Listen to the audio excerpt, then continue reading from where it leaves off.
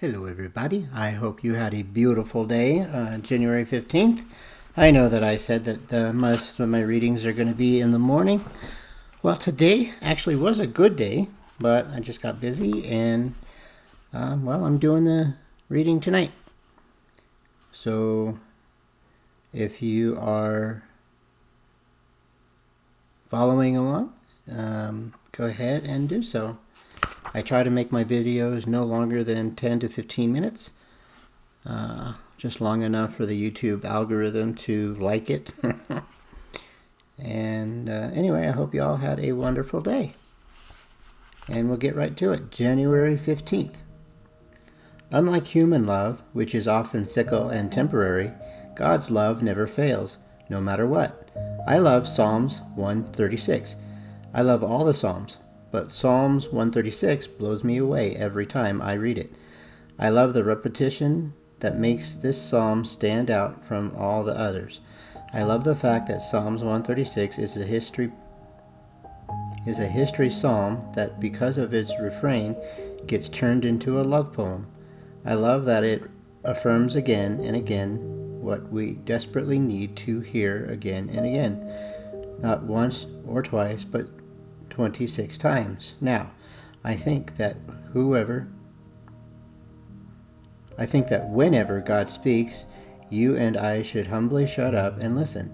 But I also think that we should pay careful attention to those places where God chooses to repeat himself, and even more so when he repeats himself so many times. Why does God repeat over and over through the pen of psalmist? For his steadfast love endures forever. There are two answers to this question. First, there is no reality more radical and fundamental to a biblical worldview and a personal sense of identity than this. What is the biblical story? It is the story of God of love invading the world in the person of his Son of love to establish his kingdom of love by a radical sacrifice of love, to forgive us in love and draw us into his family of love, and to send us out as ambassadors of the very same love.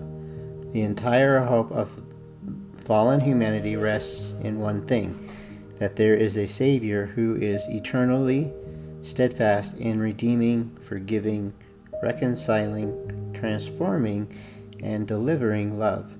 Without this, the Bible is a book of interesting stories and helpful principles, but it is devoid of any power to fix what sin has broken. The second reason God repeats this refrain is that we have no experience in our lives of this kind of love. You always begin to understand anything that is new to you from the vantage point of your own experience. All the human love we've experienced has been flawed in some way, but not God's.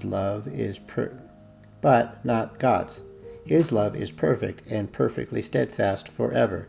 It is the single most stunning reality in the life of a believer. God has placed his love on us, and he will never again remove it.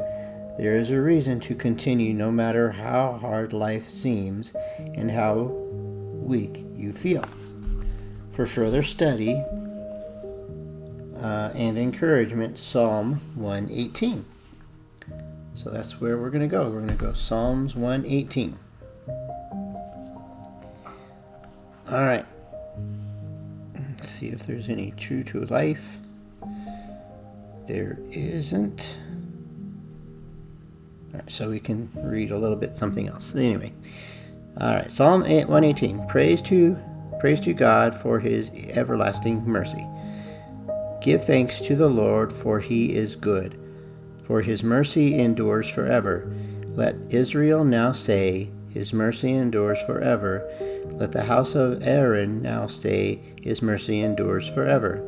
Let those who fear the Lord now say, his mercy endures forever. I called on the Lord in distress. The Lord answers me and set me in a broad place. The Lord is on my side. I will not fear. What can man do to me? The Lord is for me among those who help me. Therefore I shall see my desire on those who hate me. It is better to trust in the Lord than to put confidence in man. It is better to trust the Lord than to put confidence in princes. All nations surrounded me, but in the name of the Lord I will destroy them. They surrounded me. Yes, they surrounded me, but in the name of the Lord I will destroy them. They surrounded me like bees. They were quenched like a fire of thorns. For in the name of the Lord I will destroy them. You pushed me violently that I might fall, but the Lord helped me. The Lord is my strength and song, and he has become my salvation.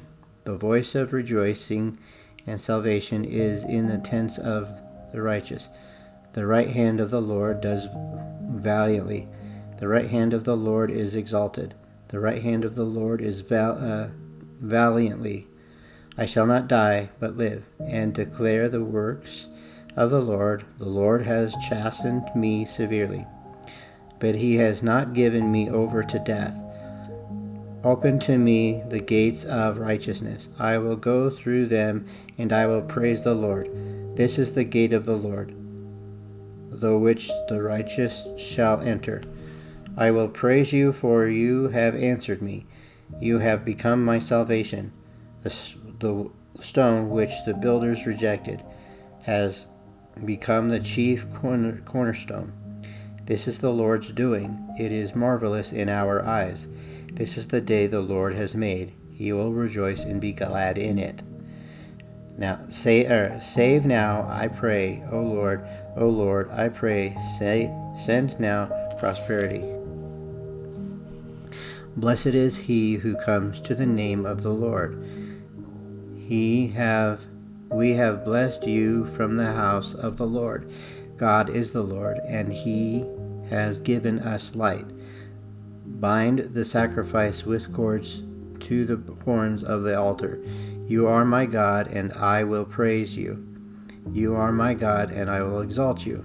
Oh, give thanks to the Lord, for he is good, for his mercy endures forever.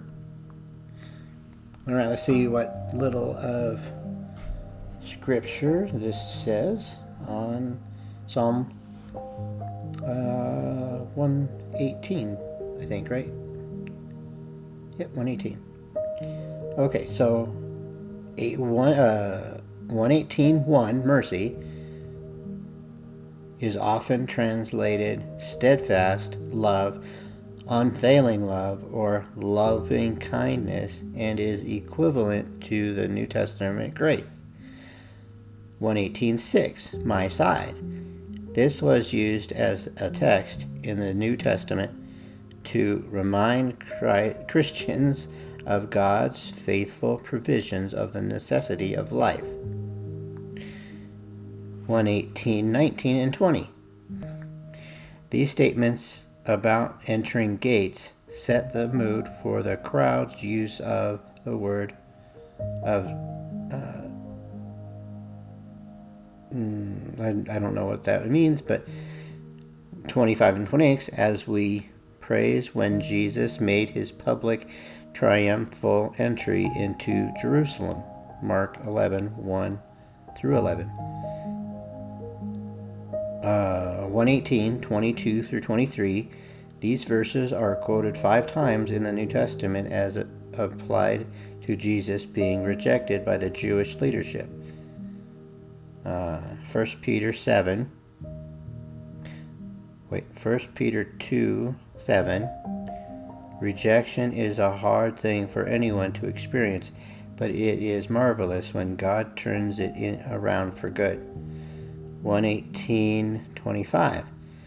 The shouts of "Save now" were a recognition by the New Testament crowd that Jesus is Lord who can save. He is God. Matthew 21:9. And then The last reference to this chapter is 118:27. Horns are stone outcroppings extending from each corner of the sacrificial altar. Well, I certainly loved today's reading, and I really am blessed by it, and it circled around love, which is really amazing and powerful, and I love that. Yeah. So we could all use a little bit of love. I know that I do my best. I know that my version of saying what I am, or saying it and then practicing it, might seem different. But I am a human being and I have a heart for people. So when I sit here and gripe on somebody, for example, on my Saturday morning,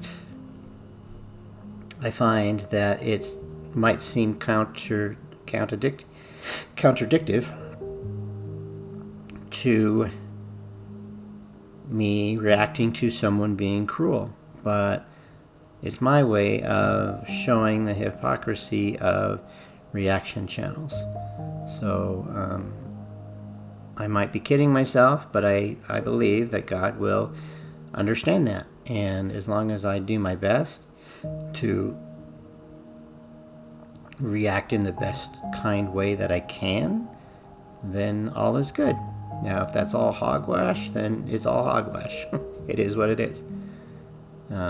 Ultimately, we all have to answer to God when we're done with this body, right? So, anyhow, thank you very much if you stayed along through this whole message. And if you are a new subscriber, consider hitting the notification bell and subscribing, so that way it will help towards my goal of hitting 1,000 subscribers by the end of the year. If you are a returning subscriber, thank you very much for returning, because it pleases me that you wanted to at least stay around and give me a like button and or put some awesome encouraging words in my comment section.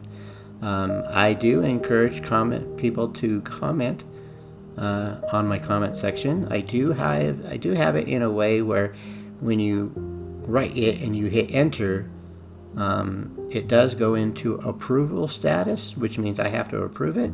But do know that if it's a decent, kind message, I am going to approve it. And I will thank you very much for doing so. And lastly, if you are, I have been instructed by God as a Christian to love each and every single one of you. It doesn't matter who or what you are. It doesn't matter your sexual orientation. Doesn't matter male, female. Doesn't matter if you like me. Doesn't matter if I don't like you in a human sense. I know that sounded weird, but it is what it is, and I'm just instructed to love you and let God deal with the rest, just as much as God has to deal with me. So with that said, I want to say thank you for stopping by, and I hope that you all have a beautiful, wonderful day. Bye now.